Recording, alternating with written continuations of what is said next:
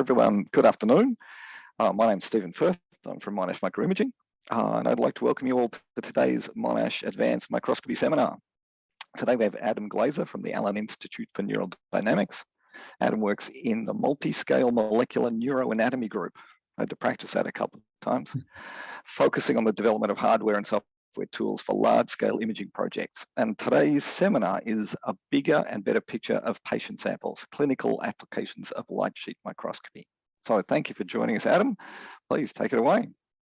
Thanks for the introduction. And again, thanks for the invitation to speak here today. Let me share my screen. Let's see. Okay, there we go. I hope everyone can see my screen. Unless I hear otherwise, I will charge on. So today I'm going to be talking about mostly work that I actually performed when I was in John Liu's laboratory at the University of Washington. Although I'm now at the Allen Institute for Neural Dynamics, I won't be talking about that work. And really what we focused on at the University of Washington over the last 5 or 6 years was seeing how we could make an impact clinically, specifically within pathology, using customized light sheet microscopy systems. And before I get started, I do want to put up a conflict of interest statement that I am a co-founder and shareholder of Alpenglow Biosciences, which is a startup company that is commercializing some of the technologies I'll be talking about today. Okay, so to just start with, I like to start by giving a brief history of pathology just at a high level for those who might not be very familiar with what pathology is and how pathology operates.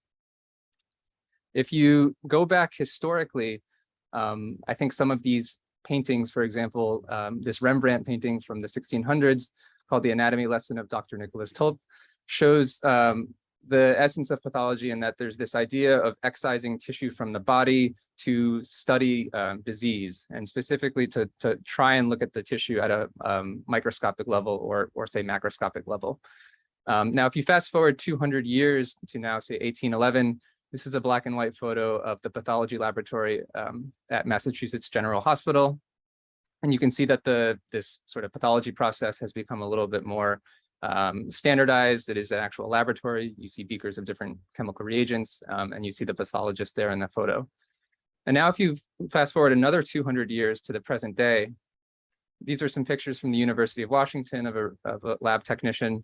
And what's interesting is I would argue that although the photo is now color and it's not black and white anymore, actually a lot of the ways that pathology is still done is not that much different. Of course, there's been many advancements, but some of the basic core principles or ways that things are done are actually not that much different. And so really, when I started my postdoc at the University of Washington, we asked ourselves, is there more that we can try and do to add to the current process of pathology and make a clinical impact? And so if I go a little bit deeper into what is the actual workflow currently for most laboratories doing pathology, as I mentioned before, tissue is first collected from the patient. So that would be, for example, a biopsy or a surgical procedure. And once the tissue is removed, it would immediately be fixed using formalin or formaldehyde. And the next steps for preparation is that the tissue has to be dehydrated to get all of the water out. So it will be dehydrated using different alcohols. And that's so that the tissue can ultimately be embedded in a wax block. And the reason that it needs to be embedded in this paraffin wax block is so that we can essentially do what I'm going to call 2D imaging, where the wax block can be sectioned using a microtome. And then these thin 3 to 5 micron thick pieces of tissue are mounted on glass slides. And then they're stained chromogenically. Most familiar would probably be H&E staining or hematoxylin and eosin. And so for a given piece of tissue, you may end up with a handful of glass slides. And then these would be looked at manually using a lab microscope. And what's really important to point out here is that in most cases, far under 1% of the tissue is actually analyzed. And so if we look at the whole workflow in its entirety, there's definitely some disadvantages as an engineer, myself looking at it, although clinicians may have a different viewpoint. But as an engineer, I think that the process is slow. First of all, this entire process can take several days. It's slide-based, meaning that it's inherently two-dimensional. It's destructive to the tissue. We're physically cutting pieces of tissue off of this wax block, and it's non-digital because primarily these glass slides are manually analyzed by a pathologist using a traditional lab microscope. And there's huge implications here because pathology is the gold standard for 1, diagnosing disease, and 2, studying disease. And so this impacts obviously many different diseases, for example, cardiovascular disease, cancer disease, and many others. And this list is not random because these are actually the leading causes of death in the US. And so, as I mentioned, what we focused on at the University of Washington over the last several years was to see how can we improve or add to pathology, and more specifically, can we bring things from a 2D to a 3D world? And so really what I'll be talking about today is several years of work where what we envisioned is that tissue would be collected from a patient, again, following a biopsy or a surgical procedure. But we would reimagine the preparation. Specifically, we looked into tissue clearing and whole mount fluorescent staining methods for the tissues.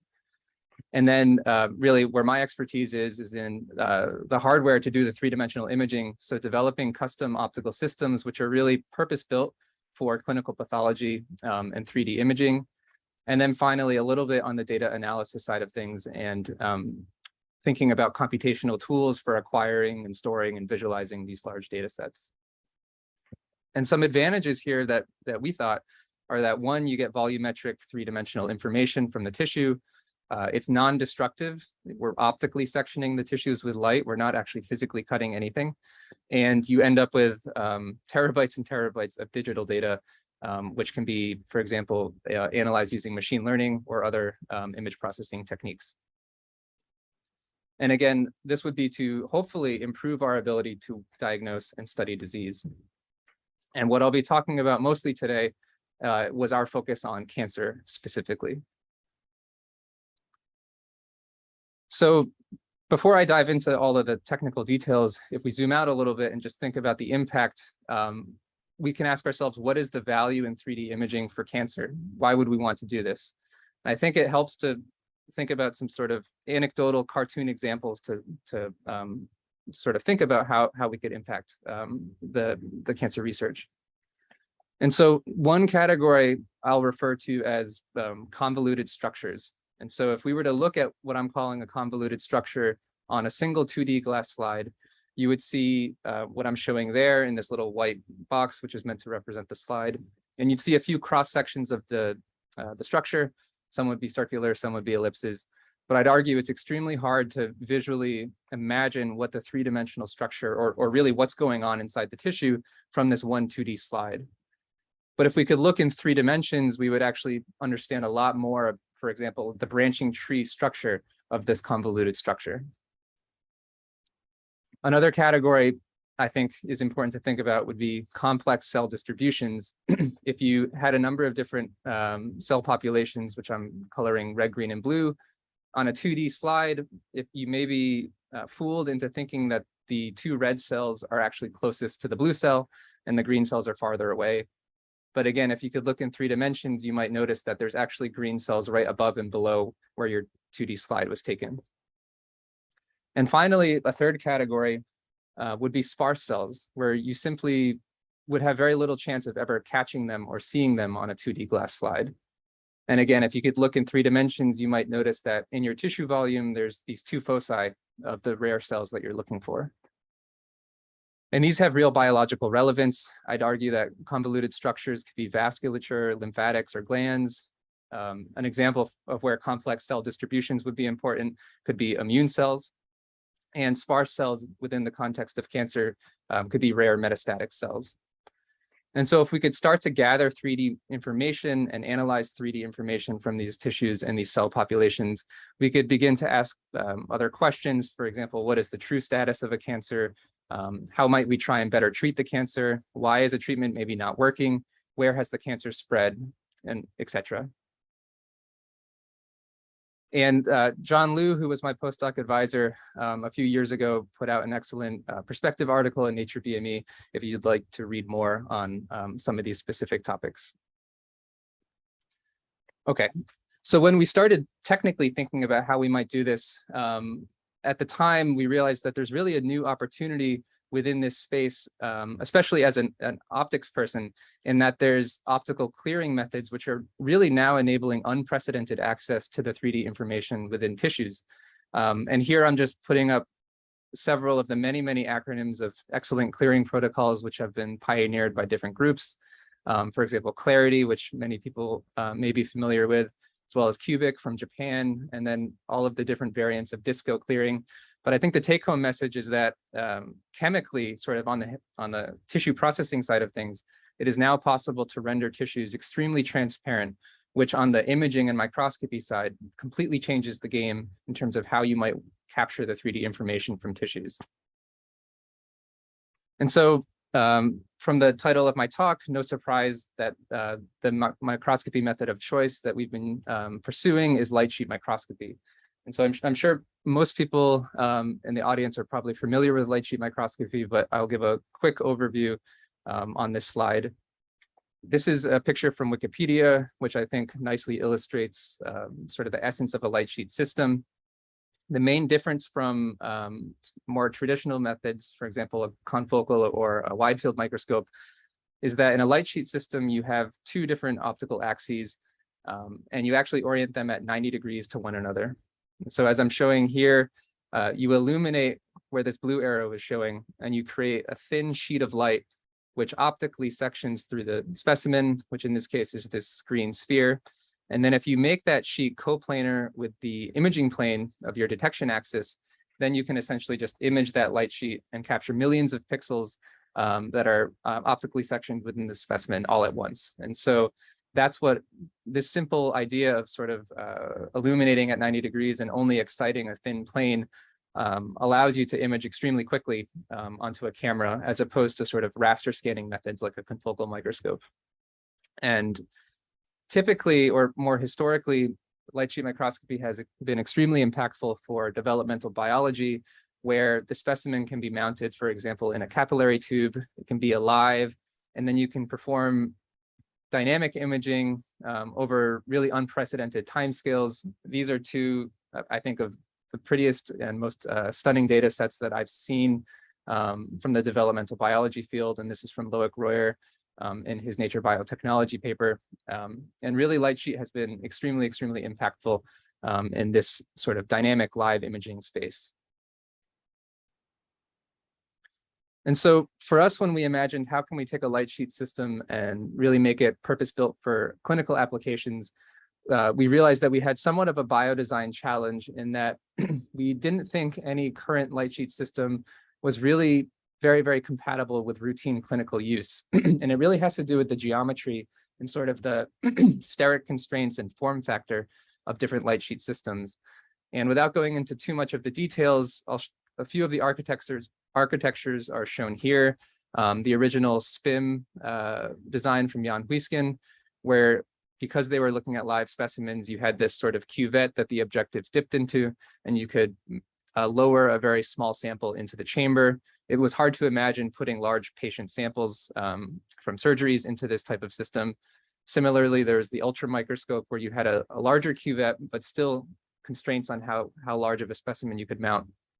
And then there's also the inverted SPIM, et cetera. And when we went to the hospital and we spoke to the pathologist and asked them what they needed and what would be compatible with their workflows, they really just said, without knowing much about light sheet systems at all, that they just wanted a flatbed scanner for tissues. Basically, as something as easy as placing a piece of paper down on a piece of glass and then just scanning the tissue. And so that's what we had in mind when we set out in designing our first system. So our first generation, what we ended up calling open top light sheet system, came about with the following idea. So taking what the clinicians had told us about really wanting to replicate a paper document scanner, if we think about how that works, well, you have some glass plate or substrate, which is transparent, and all of the optics, everything complicated that might be happening is below the glass plate. But to a user, they just see the top of the glass plate and they can just place a piece of paper down. And so at a first pass, if we sort of take the light sheet architecture and this requirement that you have to have these two optical pads at 90 degrees, you would end up with a system that looks something like this. And so this is what the first open top system would look like, where you could just place now a piece of tissue on the top of the microscope. But there's one huge problem of trying to design a light sheet microscope or any microscope in this way. And that's because the angled oblique incidence of both optical paths from air into glass and then into the tissue, you would have really, really extreme refraction at this interface, which would essentially completely aberrate the images and prevent you from doing any imaging at all. Sort of like if you had a glass of water and you had a pencil placed in there, and you could see this sort of refractive illusion due to the index mismatches. So in the first system, the way that we decided to engineer around this was to introduce this truncated hemispherical lens right here. And if we sort of zoom in a little bit more on what this lens did for us, we called it a solid immersion lens, or in the literature, it's referred to as a solid immersion lens. And essentially, the center of this spherical lens was coincident with the beam focus for both optical paths.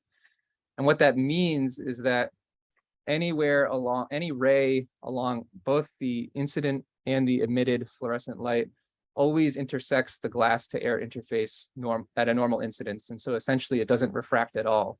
And so that allows you in a way to trick the beams to go in and out of this configuration without refracting or ever seeing that 45-degree oblique angle of going into the tissue in the glass plate.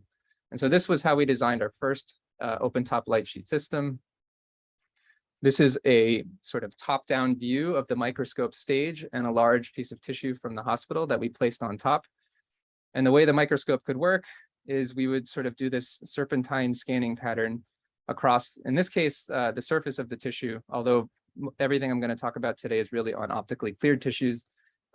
This system was able to do both cleared tissues as well as freshly excised tissues for sort of intraoperative imaging during a surgery.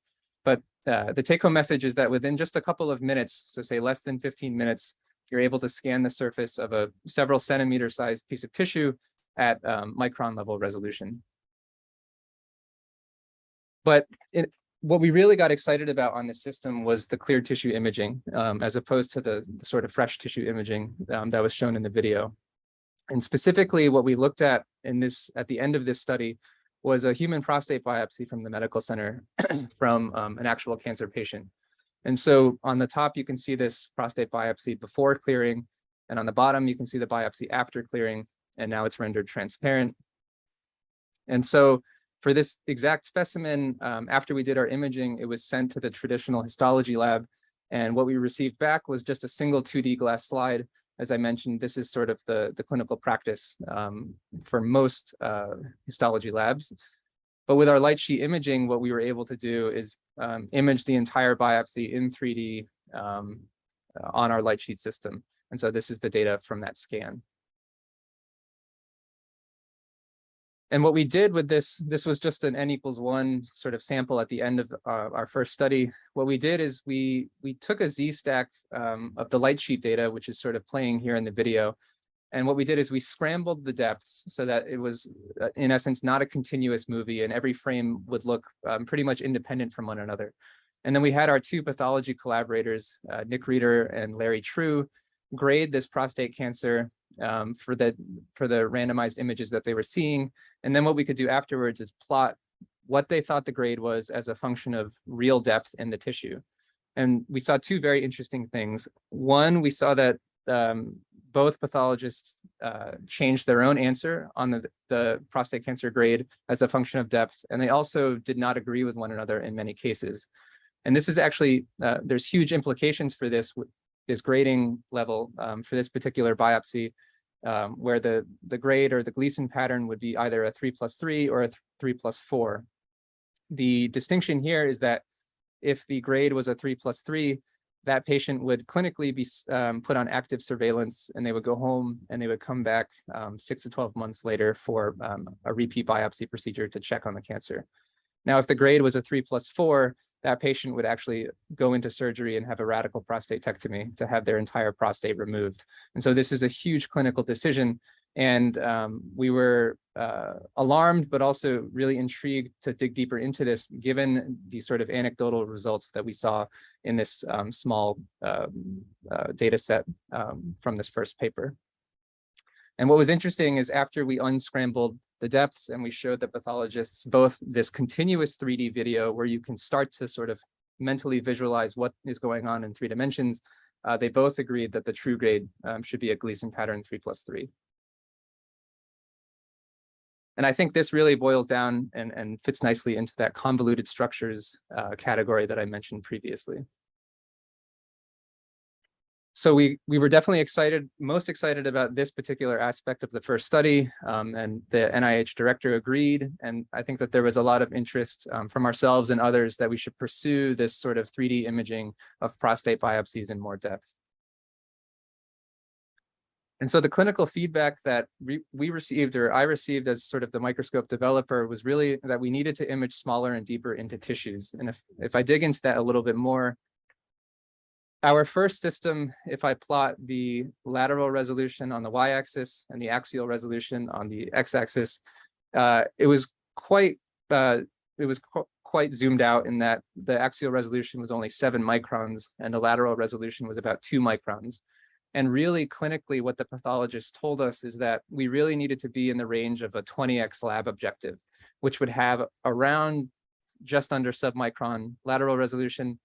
And the axial resolution would be about 3 to 5 microns, because that's how thick tissue sections are cut. So they're most accustomed to looking at sort of that effective axial resolution.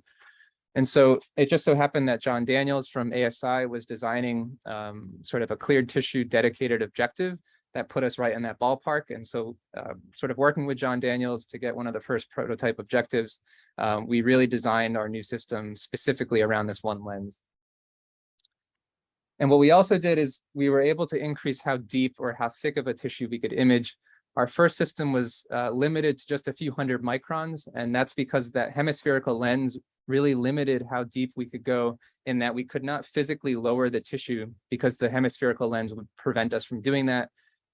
We redesigned things in the second system to allow us to go up to 5 millimeters deep, which allowed us to cover some clinically relevant types of specimens in full, for example, thin sections of tissue, entire biopsies, as well as entire bread loaves of tissue. And so this is what the second light sheet system looked like, very similar to the first one in that it has this sort of unobstructed open top and mimics a flatbed scanner. What's mainly different is that we have that immersion cleared tissue imaging objective that I mentioned from John Daniels, and we replaced the hemispherical lens because now we were using immersion optics with an entire sort of monolithic aluminum chamber, which we could fill with an immersion medium to do index matching. And then what this allowed us to do, if you look on the right, is when we scan the tissue, now we can lower the tissue deeper and deeper into this bath to image deeper and deeper portions of the cleared tissue. And so with this microscope, although it's able to do many different things, it was really, again, purpose-built for clinical applications, and more specifically, prostate biopsies. As I mentioned before, we were very encouraged by the results from the first study.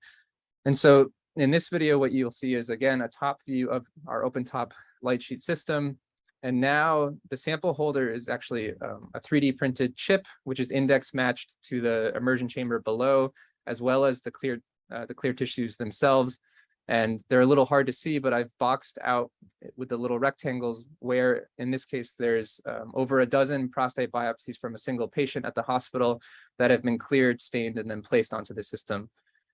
And what we can do with our microscope is we can perform a completely automated scan across all of the biopsies. And so here we're imaging the nuclear channel in the first biopsy, and you can see the red laser is on.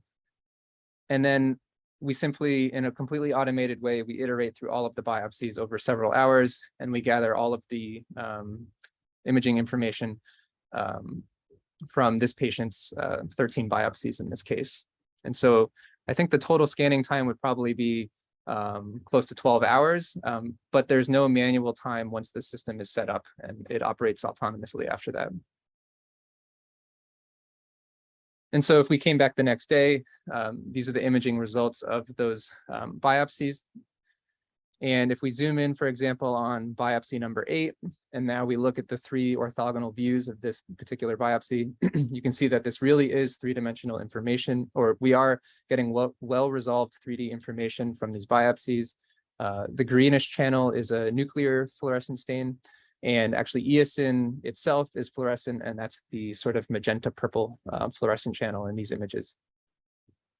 And again, if we zoom in further on a individual gland from this prostate biopsy, you can see that in all 3 dimensions, you can clearly resolve the nuclei along the gland wall. And something that you may have noticed in the earlier data sets that I showed is an important, like a subtle but very important part of making this clinically compatible is that we have to change the appearance of the images to actually mimic H&E. And so because we're imaging fluorescent dyes, typically you would sort of visualize them with this black background and then some neon color map, like I'm showing here with the red and the bluish green for the 2 fluorescent channels. But what we spent quite a bit of time on, and we built upon the work of others around this idea of taking those channels and then false coloring them to mimic the appearance of H&E. And so on the bottom there, you can see the false coloring results, taking our data and then mapping it to the H&E color space.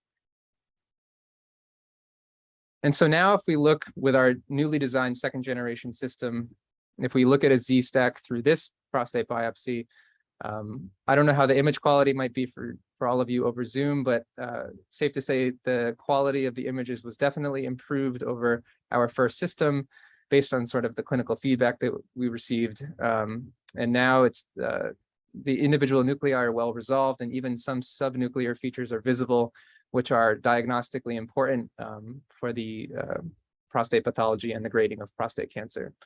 And you can also see that now we can image through the entire depth of this particular biopsy with very little degradation in image quality. And so another aspect that we had to work on, and this was really work between our startup company as well as DR Vision, now part of Leica, and Luciano Lucas leading the effort over there, was how can we efficiently view these data sets and sort of do on-the-fly rendering of the false coloring that I mentioned, because it's actually computationally very expensive to read in the grayscale images and then, for example, resave an entire stack of these RGB false colored images. And there's no reason that you couldn't actually just do the false coloring transformation just digitally on the screen rather than completely resaving things to disk. And so that's exactly what we pursued with this software. So this viewer is reading monochrome images off of the computer, but only in the viewer is it applying this false coloring rendering. And we are envisioning that this is how clinicians would interact with the data sets, and it would have the familiar pink and purple appearance for them to do the grading in a sort of comfortable manner and not with sort of the neon fluorescent color maps. It's also possible to look at the data in 3D, although it's, I think, too busy and probably of actual little value for clinicians to actually manually view these data sets in 3 dimensions, as the video on the right is showing, but this is an area under exploration. And so everything that I showed, from sort of the automated imaging to some of the data handling and visualization, was all developed really with this high throughput, sort of clinically compatible idea in mind. And so by designing things in a way that could scale nicely, we really enabled a well-powered Department of Defense funded clinical study to be performed at the University of Washington. And so what I showed previously was 12 biopsies from 1 patient. But what we did over the last several years is actually look at 200 patients worth of biopsies. So 2,400 total biopsies, many, many hours of imaging, and many, many terabytes of raw data. And this would never have been possible, especially in an academic lab, if the tools had not been sort of purpose-built for this application in terms of modifying the light sheet system, making it in an automated way, et cetera. And really what the goal of this study is to perform a quantitative comparison of 2D and 3D pathology. And in the context of prostate cancer, to see how well 3D versus 2D could predict patient outcome. In this case, that would be biochemical recurrence for prostate cancer patients. And so there's a question of how to analyze the data, because there's so much of the data, and it's also potentially, especially for the 3D data, too time consuming to manually inspect all of it at once. And so what we really wanted to do was to analyze the 3D structure of these glands, or sort of that convoluted structures category that I was mentioning, because that's what's really important for grading prostate cancer and diagnosing prostate cancer. And so a really talented and wonderful graduate student in John Liu's group, WESA, worked with the data, and this is sort of the workflow for analysis that we came up with. What we had for all of our data sets was this sort of H&E analog data, which I'm showing on the left. But it's arguably very challenging to sort of segment out the glands directly from this H&E data. And so the scheme that WESA and us came up with is we could use an antibody channel known as cytokeratin 8, which only lines the glands in these prostate cancer biopsies. And that would be very easy to segment, to go from here to a segmentation mask of sort of the lumen and the epithelium of these glands. But it would be extremely expensive, and we didn't actually have the data from imaging these 2,400 biopsies. We did not stain them with these antibodies. And so what we did is we trained an algorithm to where we stained the tissue. We did stain a small number of tissues with H&E as well as the antibody. And we trained an algorithm to learn how to mimic the cytokeratin 8 staining only from the H&E input. And then with that model trained, we could just feed in all of our data and create synthetic CK8 images and then segment those. And so what I'm showing here in this video from WESA's work is, this is the real CK8 staining from one of those specimens. And so this is looking at two different regions. On the top is really showing normal benign glands, and on the bottom is showing prostate cancer glands. And you can visually just see the difference in the morphology of these two different regions of the biopsy. And on the right, these are the network outputs in terms of predicting a synthetic CK8 staining. And I'm not playing the videos at the same time, and it's probably hard to compare, but I hope you can trust me that the synthetic results are actually extremely close to the real staining results. And so using this methodology of sort of the actual data on the top, the middle being the synthetic CK8 staining, and then on the bottom, the actual segmentations of 3 different regions of the tissue for these biopsies, and in 3D, sort of scrolling along the length of the biopsies. This was an extremely sort of efficient and accurate way of performing the segmentations of these biopsies. And so in WESA's study, which was published in Cancer Research, if you're interested in reading more, there was many different 3D metrics which were analyzed. I'm just showing a few of them right here. But long story short, from the 3D data, we're able to pull out various different morphology metrics and then see how well those correlate with the actual patient outcome, and then compare it to 2D grading results, which were performed from the same tissues, but just on individual glass slides. And we found that the AUC was quite a bit higher for the 3D data relative to the 2D data, which is, I think, really the first evidence in the field that there could be value, clinical value, in doing 3D pathology over 2D pathology, specifically for prostate cancer in this case. Other cancers would require additional investigation. We were also able to look at other types of specimens with this microscope. There's a fabulous expansion microscopy expert, Josh Vaughn at UW. And so they prepared an expanded mouse kidney section, which after expansion was several centimeters on each side. But again, with sort of the open top nature, it's easy to mount this expanded gel onto the microscope. And this is a video just showing a small region of that particular data set. Okay, so in the last section of the presentation, I'll talk about the newest work. I just want to check how much time I have. I think I'm doing okay. I'll try and go quickly. What we realized is that all of our previous microscopes to date, the first 2 versions of our open top systems were really just locked in at 1 magnification, which meant that for 3D imaging, there was no ability to speed up or slow things down to go higher or lower in resolution. But this is actually extremely valuable, especially in pathology, where you can really traverse tissues efficiently if you're able to sort of swap on a turret and zoom in and zoom out, and only look at interesting regions of interest at high magnification. And obviously, in 2 dimensions, data and time scale with the resolution squared, but you really take a hit in 3D because now the data and time scale with the resolution cubed. And so we really thought it was important to think about this in designing our latest open-top light sheet system. And what you really like to do is to do this sort of multi-scale imaging approach where you image the whole volume at coarse resolution, and then you only zoom in on a select region of interest at high resolution. In the interest of time, I won't go too much into sort of the technical details of how we went about designing the system, but on the left, I'm showing our open-top light sheet systems where you have these 2 objectives. And on the right, I'm showing these so-called single objective light sheet systems that some of you may be familiar with. And there's a lot of references that I've listed to the work. And so we really were inspired by this single objective idea, and we started thinking about how we could incorporate that into the open-top system designs that we had been building upon. And so what we arrived at was what we called sort of a hybrid light sheet system, in which we had sort of 2 light sheet architectures in one. The first microscope, which we called the non-orthogonal dual objective light sheet system, which is a mouthful, borrowed this idea from single objective systems where you no longer have to have the 2 paths at 90 degrees. And there's some steric reasons why that's important, because now this objective isn't up here and bumping into the sample plate. You can sort of wrap it below.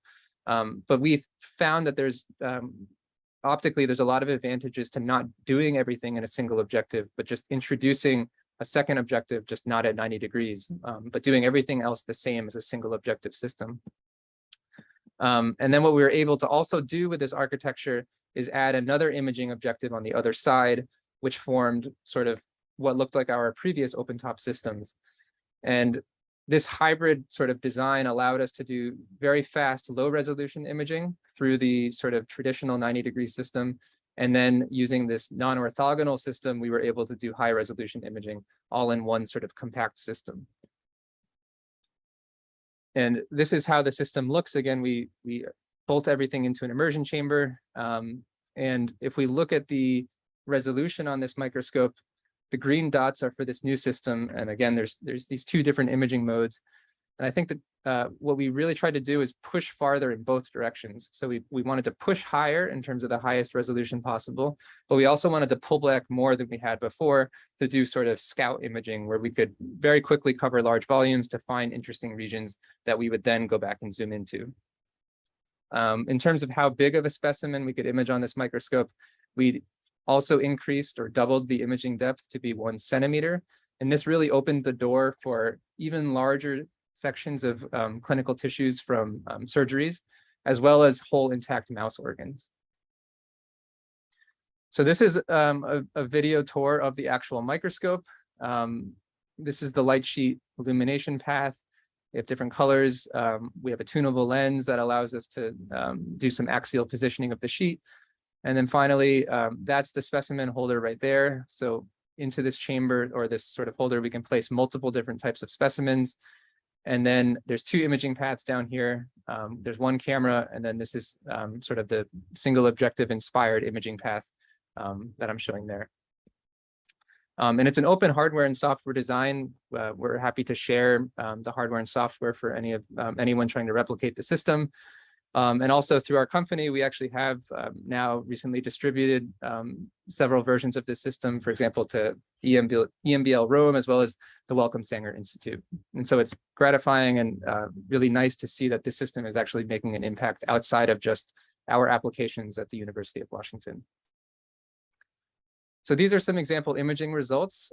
This is a mouse brain, which was cleared and stained with 2 different dyes.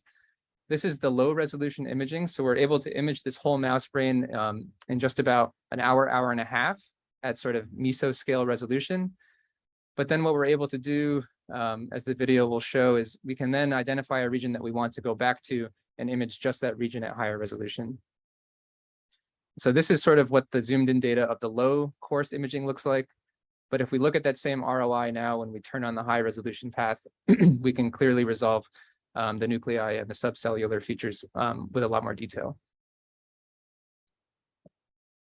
And we can also image, for example, mouse brains that have neuronal staining. In this case, there's different axons lit up from these different neurons. And you can appreciate that at low, even with the low resolution imaging, you can see quite a bit of detail across the brain. But if I let it play for a little bit, then I'll show you that we can zoom in on individual neurons with the high resolution imaging path, where then you're able to resolve, for example, individual spines, dendritic spines. So video's a little slow, but I will let it play. Let me see. I think it'll switch over in a second. Okay, so this is now high resolution imaging of one of the neurons from this mouse brain, and you can see the dendritic spines with the high resolution path. Okay, so to really kind of showcase what sort of interesting new types of experiments you could pursue with this microscope, sticking with the cancer theme, we decided to look at brain metastasis. And this was a sort of collaborative project which started at the beginning of COVID, actually. And the way this worked is we had the microscope that we had just developed at the University of Washington. And there were experts at Riken who have really pioneered the cubic clearing protocol. And so they were willing to help us prepare very nice clear tissues for us to try imaging on our new microscope. And there was a group at the University of Tokyo that had these brain metastases mouse models. And so the tissues were delivered from Tokyo to Riken, and then after clearing and labeling by Etsuo Sasaki and his team, they FedExed us the tissues, and then in Seattle, we did the imaging. And then after imaging, we shared the data back over AWS Web Services. And so the way that this shaped up is after, just a little bit over 1 month into initiating the project, we had actually completed all of the experiments. And in total, we imaged 6 whole mouse brains and about 50 metastatic regions of interest within those brains and produced about 40 terabytes of raw data. And so this is a peek into how that data looked. This is one of the mouse brains. In cyan is the antibody labeled channel for the cancer cells, in this case from MDA231 cancer cells. And so you can see the metastatic spread through the brain and the various different foci. And then we were able to select within this brain a handful of regions of interest that are centered on the metastatic regions.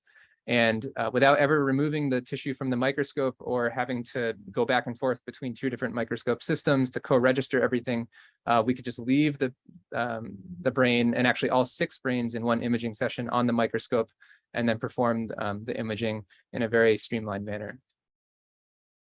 And so this is a Z-stack through one of those metastatic regions of interest where you can see the subcellular detail that we can then go back and quantify afterwards. And so these are all the regions from one brain. But as I mentioned, we could image all 6 at once in a single imaging session, and about 40 regions of interest all from all the brains. And so with the high resolution imaging, we can then go back and actually segment out, for example, the metastatic lumen of the metastases, as well as the nuclei of the cancer cells. And then we can start to quantify, again, 3D metrics about the metastatic growth for this cancer cell line, as well as another cancer cell line that we looked at. And for example, looking at a shape metric like volume divided by surface area, we can actually start to find quantitative differences between the growth patterns of these 2 different cell lines. And we can also look at different things like cancer cell density within the colony versus co-opted vessels, etc. And we could also do other types of imaging on the microscope. For example, highly multiplexed imaging. This is a lymph node with several different immune cell populations that are stained. And we can do this type of imaging. This was all done with the high resolution path. So all of the individual cells could be segmented out and analyzed, and the spatial relationship between the immune cells could be analyzed. And finally, the system can accommodate, as I mentioned, very, very large pieces of tissue. And so this is a many, many centimeter on both sides piece of human brain tissue, which we put on the microscope. And we stained with a beta amyloid marker called PFTAA, which is shown in green. This particular brain slice was from an Alzheimer's brain bank at the University of Washington. This was not done in a super quantitative way, but more of just a proof of demonstration of how large of a tissue you can theoretically image on this type of system.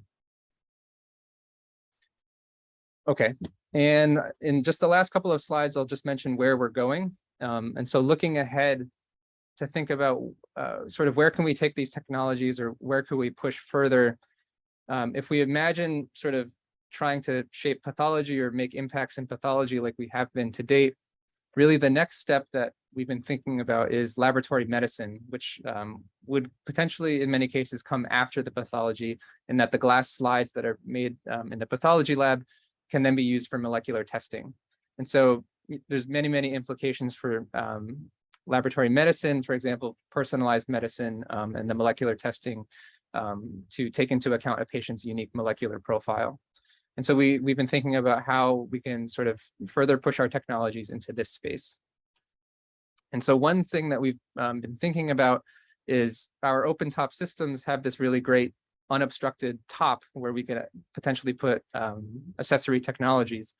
For example, we've been thinking about a system that could actually extract cells from the tissue after we've done the imaging.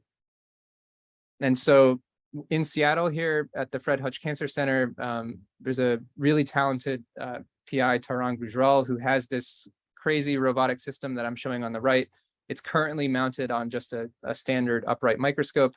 But what it allows the user to do is there's two pipettes. One on the right, which is called the delivery pipette, is able to target into a given cell in a piece of tissue and then deliver a lysis buffer. And then while that happens on the other side, there's another pipette, which is the extraction pipette, which then sucks up the contents of that cell. And the video in the bottom left is showing real data from Tehran's system where they lyse the cell and then suck up the contents. And so we've been really interested in thinking about if we can combine this system onto our open top light sheet systems to try and do this in a quasi 3D manner. For example, finding very rare cells by doing the imaging and then extracting them and doing sequencing afterwards. And this would fall into that sparse rare cell category. And finally, sort of my main research now at the Allen Institute is focused on developing new light sheet systems to do very, very large scale imaging of mouse brains. And this is just some preliminary data from a small region within a brain where our goal is to really be able to efficiently and robustly track individual axons unambiguously from one another across entire brains to get an idea of the wiring diagram between different brain regions within the mouse. And so this is just preliminary data showing the sort of high fidelity imaging that we can get using some of the light sheet systems that we're developing in highly dense axonal arbor regions, for example, here where there's many, many axons. But if you look at the data in 3D, we're confident that we will actually be able to unambiguously trace them. And with that, I think, yeah, I didn't go too over on time. So I want to thank everyone who has really supported this work. There's been a ton of different people, especially in the greater Seattle area. And I really want to thank John Liu, my postdoc mentor for most of this work, for really supporting me and guiding me and making it a really fun journey. And I'm really excited to hopefully share new work from the Allen Institute in the coming years. So thank you all for your time, and I'd be happy to take questions. Wow, thank you, Adam. That was very impressive. I don't think anyone could complain about going over time when you're showing such beautiful images. Okay, we have one question here in the chat. Paris, would you like to ask your question? You should be allowed to talk now. Hi there, can you guys hear me? Certainly can. Perfect, thank you. I was just interested in applying this to some of our work, but we deal with lung tissue not fit for transplant. And so we actually have really thick tissue sections that we normally subject to different cultural conditions and then want to do some live imaging on. So I'm just wondering how thick the tissue can be with some of the techniques that you described today. Yeah, that's a great question. So one sort of nice thing about the open top system is that above the micro, so we can only image about 1 centimeter deep physically, of course, if the tissue is transparent. If not, we wouldn't be able to image quite as deep. But if the tissue is thicker, then it'll just sort of stick out of the top of the microscope more, and we just won't be able to physically access deeper regions. But for example, you could put a 5 centimeter piece of tissue onto the microscope, and you'd only have optical access to the first centimeter of the tissue. Okay, thank you. Right. Well, while we wait for any other questions to appear in there, that the bit you started with there, and using your pathologists to look at the data, how was that a difficult thing? I mean, they're obviously used to doing it in a very particular way, and now you're showing them. I mean, you're giving them that image in that false H&E, which is fantastic. I didn't think of doing that. That's great. Have you then gone to anybody else other than those two that you originally started with? What's the uptake been like? Yeah, that's a great question. So it definitely has been, pathology is rightfully so a very conservative field, given how important and significant it is to clinical practice and patient care. So I think what we've seen is it can maybe be very polarizing. So some pathologists are very excited about the idea, and others are very wary of it. I think the direction that we're heading is first and foremost we definitely we're not trying to replace the gold standard. So I think 2D glass slides are here to stay.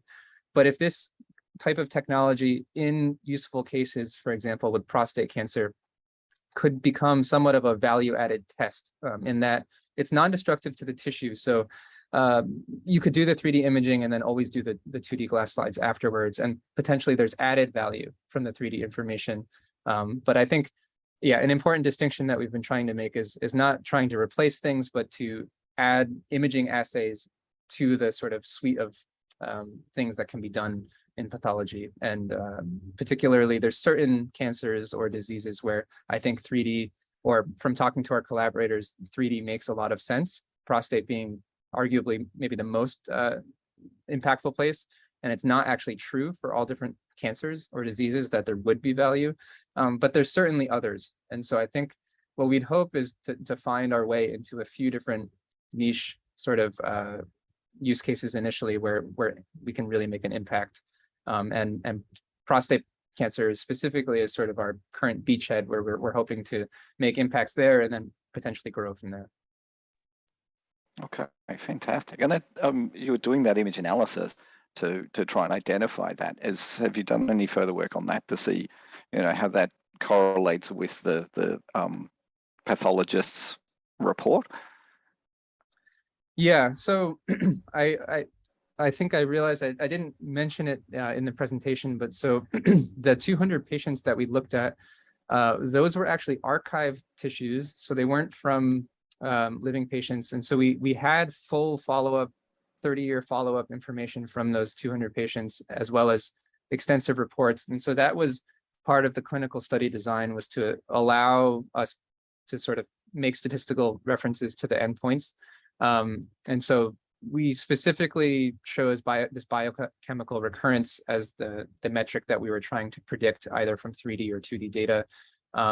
There's other types of statistical analyses that could be done with that data, and we haven't done them. And I'm not sure, this is all being continued in John Liu's lab at the University of Washington. I know that he has plans to gather more data for new clinical studies, as well as probably reanalyze the data that I showed.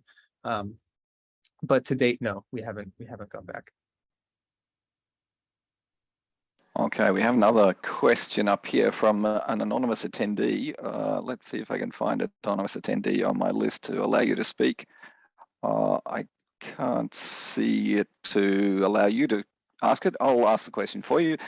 Beautiful work. My concerns are the size of the data produced. I don't know many public hospitals have the capability or funding to store petabytes of data for 200 patients. Any thoughts on how this could be handled? Does the data need to be stored for periods of time? Yeah, so that's an excellent question, because I think for all of these light sheet systems, whether it's what I presented or sort of more developmental biology research, the data sizes are the pain point, and sort of just wrangling and moving and analyzing the data. And so again, I think what we've sort of our vision of how we would apply this really in a clinical setting has been evolving. And I think without talking too much about the startup company side of things, what we're now envisioning more and more is that this wouldn't be a device which would be placed into a traditional hospital or a medical center, but instead it would be a sort of value added test where samples would be sent to a facility. For example, in the US, this sort of CLIA certification, and then the assay would be done, and then the tissue would be sent back. And for breast cancer, this Oncotype DX is sort of, it's a molecular analysis sort of equivalent, where it's done by a third-party company, and hospitals can or patients can choose or not choose to have this assay done. And so we're moving in that direction, because I totally agree with the question that it's at the moment, given how big the data sets are and how difficult they are to deal with, it's probably not super practical to imagine every hospital sort of adopting this for all of the different samples that they get. All right, thank you for that answer there. I think this is truly amazing work. Thank you very much for presenting it. I think there'll be a couple of people going out and looking at that paper and the description for how to build that microscope. The ability to do that low res image and then the higher resolution is just stunning. So thank you very much for speaking today. If we have any more questions come through, I might send them through to as an email. But on everybody else's behalf, I'd like to thank you for speaking with us. Awesome. Thank you so much. And thank you all for your time. Cheers. Thank you, Adam.